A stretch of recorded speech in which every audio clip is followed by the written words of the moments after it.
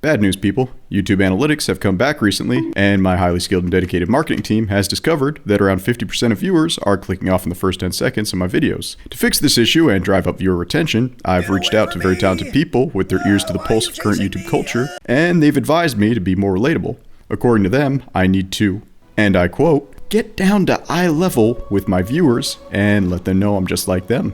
Unfortunately, my relatable qualities are my obsession with bodybuilding, home cooking, my religious beliefs, and older women. That becomes a problem when I start marketing those things, and suddenly my entire viewer base becomes guys who make Black Sun Little Dark Age Nightcore edits and think it's a good idea to discuss the USS Liberty incident on their first dates. As I'm not exactly ready to sell my soul to Alex Jones yet, I'm going to come at this whole relatability thing from a new angle. I'm going to go back to my struggle period and tell a couple of stories of when I worked at retail. Let's begin. Shortly after I was kicked out of the Air Force for intentionally flunking a psych eval, I realized two things. I don't like to work, and my lifestyle is expensive. Figuring I needed a job where I could effectively get paid to do as little work as possible while being completely antisocial, I decided to go into IT. Have you tried turning it off and on again? While studying for my CCNA, I needed cash on the side because, my wife was still going to college and the Air Force hadn't exactly been paying well enough for me to coast for a year on my life savings. So I got a job locally that was effectively first level IT support for 25 ISPs across the US. Actually, let me get into this for a second. ISPs are well aware that you don't want to be talking to somebody in India, but they don't want to pay for first level support groups because setting up another division in-house is expensive, and paying people a livable wage to support your infrastructure isn't happening.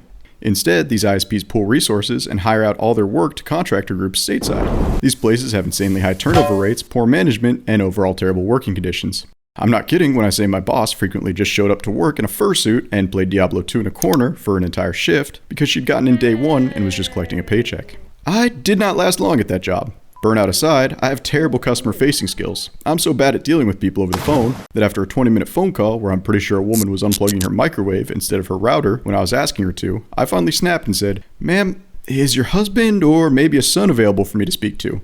I'll let you guess which random phone call my boss decided to screen during my weekly review.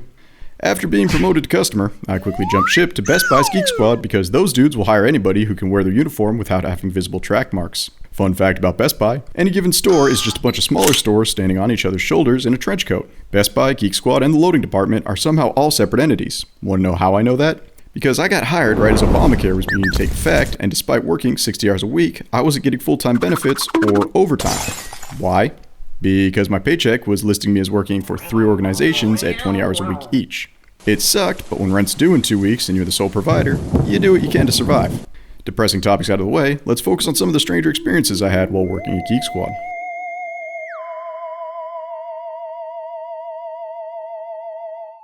I had been at the job for about 3 months when a mother came in and dropped off a laptop saying, "It's just slow." This is pretty usual stuff, so I figured a virus scan and maybe some hard drive cleaning was all it needed. Oh no. I was so wrong. When I finally got around to looking at the PC, the first thing that told me something was wrong was the desktop. Have you ever seen one of those desktops where every square inch has an icon? Imagine that, except instead of icons, it's just mountains upon mountains of programs. Specifically, free trials of those hidden object games that have way too large a market for how gimmicky they are. But that wasn't the oddest part. What made all of this worse was the sheer number of video files that were all labeled nonsensical combinations of letters and numbers. Curiosity got the better of me and I opened one, and I immediately regretted it. I was almost positive what I'd just seen was a crime, and I was now concerned I was a felon for looking at it. Now, my manager was a woman in her early 60s who, in 2012, still had a landline listed as her primary phone number, so I wasn't going to broach the subject with her. Instead, I went to the warehouse to talk to the warehouse manager, who was the guy I replaced when I got hired by Geek Squad. The conversation went something like this. Hey man, I need to show you something on a customer's computer. Heads up, I'm pretty sure it's highly illegal. This man looked me dead in the eye, straight through my soul, and said, "It's kiddie porn, isn't it?" Apparently, this wasn't the first time our store had dealt with CP on a customer's computer, and we had a direct line with the FBI to deal with these sorts of things. We called the customer and asked her to come by as the computer was fixed and let the local agents know when she was coming in. When she came in, she brought her daughter, who, and I'm going to put this as kindly as possible, definitely had Down syndrome. Normally I wouldn't mention this detail as it's kind of dehumanizing, but unfortunately it's necessary for the story. I had to confirm, beyond a shadow of a doubt, the laptop was hers. But as soon as she verbally said, yes, this is the laptop I dropped off, here's my receipt, the agent and the cop with him stepped in and asked her to step outside with them, leaving her daughter in the store, confused and scared that 3 cops had just not so kindly apprehended her mother. Logically, she came to the conclusion that I was the reason her mother had just got arrested and charged me. Somewhere between fighting for my life and trying to defuse the situation, I started to formulate a theory. As I was juking haymakers, I found myself asking, hey, that laptop wouldn't have to be yours, would it? To which the girl stopped attacking me immediately and said, kinda sheepishly, yes, it has a virus.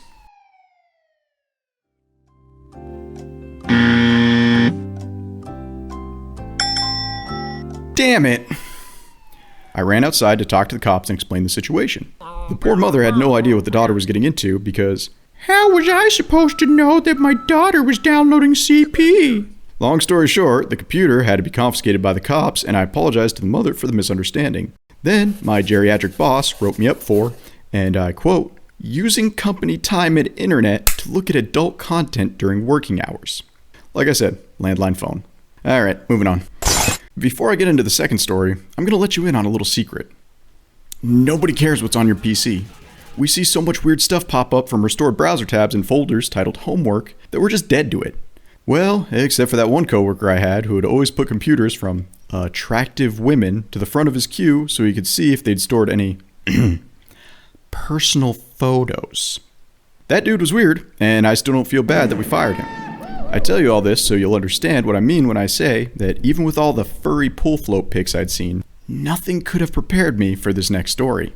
Honestly, it starts innocuously enough. A girl dropped off her laptop for an annual tune-up, and I immediately got a beat on her. She's all of like 4'10", unkempt hair down to her calves, and those thick-rimmed glasses that would later become synonymous with women you want to avoid on dating apps. To top it off, her desktop wallpaper was some DeviantArt drawing of Shimura and Rin. I had absolutely zero doubt looking at this mouse of a girl that she was a hardcore fujoshi. Anyway, it took about a week for her laptop to hit my desk, but when it did, I noticed something was really weird. Despite being a 500 gig laptop, the hard drive was redlining with maybe 5 gigs of available storage left. What made it weirder was aside from a few chat programs and Microsoft Office, the only size-intensive program on our PC was StarCraft 2. As none of this made sense, I ran a file check to see where the data was and found a folder that was 300 gigs titled For Roleplay. I'm not going to pretend digging through a customer's personal life isn't creepy, and I'm not going to justify it. I'm going to say I was looking at Pandora's box, and I was going to use any excuse in the book to justify opening it. You can judge me all you want, but you're not going to tell me that if you saw a big red button in front of you that said do not touch, that you were just going to leave it alone. Yeah, that's what I thought. Going through the folder, I found that most of the content was pretty run-of-the-mill stuff. Folders titled reaction images, some folders labeled as intimate acts in various positions, and a folder titled breath play that I regretted opening. Anyway, so on and so forth. Weird stuff, but nothing as weird as the folder that was taking up the most size of any single group of folders that was simply titled Yugi in Pain.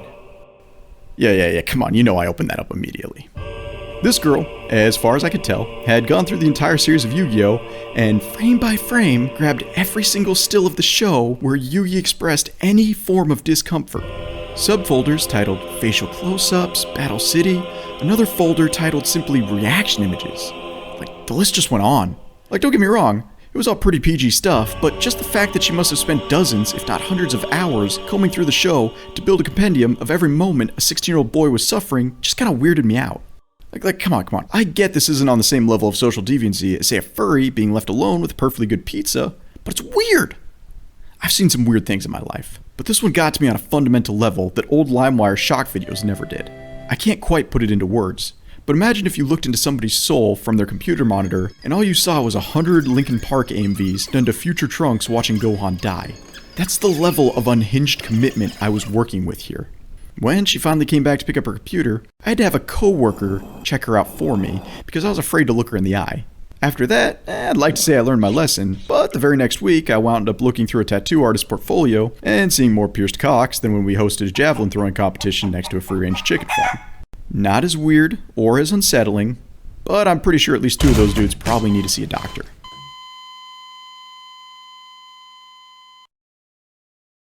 Anyway, that's it for this time. I don't really have a moral to any of these stories, other than like, hey, maybe do your IT guy a favor and delete the weird stuff on your PC, clears your browsing history, or, back up any of the weird stuff you have to an external hard drive. Because the guys at the PC repair shop are definitely going to go through what's on your computer and they're going to laugh at you.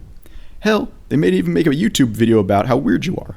Anyway, I'm off to go record footage for a game involving submarines. See you next time.